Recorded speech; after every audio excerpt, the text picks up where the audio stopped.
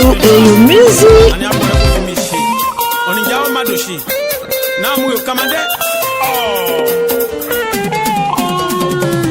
Jésus bana nyokama,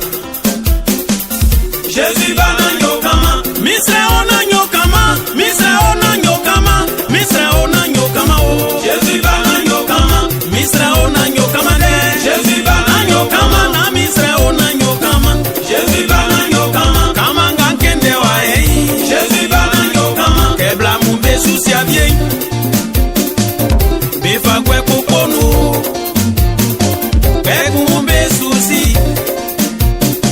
Benia na wa fie kan Be fa kwa kwa le no Be kwenti wan sulo Bekumbe su kwaja Jésus bana nyokama Benia na sonia fie mai Jésus bana nyokama Be fa kwa nu ekuo Jésus bana nyokama Bekumbe susi o Jésus bana nyokama Benia na wa fie wi Be fa gwa gbale nu o Be kwen kionjon sulo Kwe kumbe su kwaja Be ni anawa ye Be fa gwe ipla nu o Kwe kumbe su panu Be nga baba vie nu pai Be fa gwe so nu o Kwe kumbe unzi un Blenga bobe unziwi Kama kue kuonuo Betre begrelo Jésus bana nyokama Kama mvienwele mwae Jésus bana nyokama Kama mvienwele mwae te Jésus bana nyokama Obuke ole mwae sakpa Jésus bana nyokama Beni anaba unziwu Befa kwe siso Blenga be kwe siswi Bekumbe su tuibo Blenga be tuibo yi Kama kwe kuonuo Betre begrelo Jésus bana nyokama Blenga bo avie wabe Jésus bana nyokama Bo besu atiti Kama kwe kuonuo Betre begrelo Jésus bana nyokama Kama vie mwele mwae Jésus bana nyokama Jésus bana nyokama Blenga bobe subekei Jésus bana nyokama Kama kwe kule Jésus bana nyokama Betre begrelo Jésus bana nyokama Blenga bobe suadi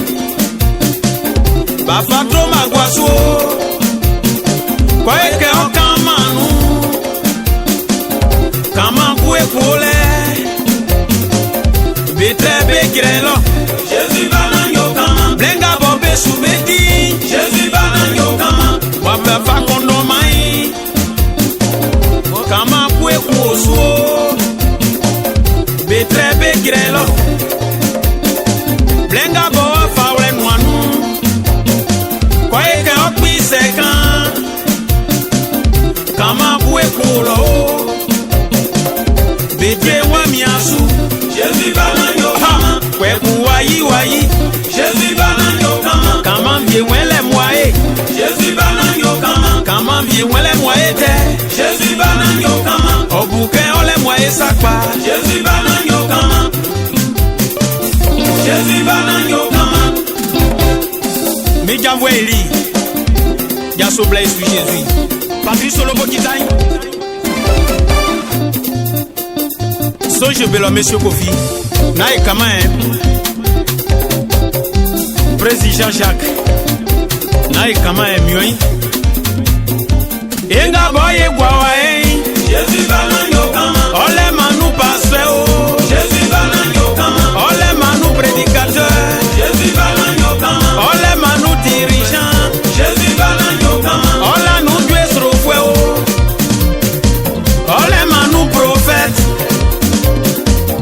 Blenga ekwa sonu Kabe fiabe yosamu Kabo bedu mwasambe nyou Bafa besi akatasu Q&A music. Srafi wampe mlomlo Sange bedia klungwe Sange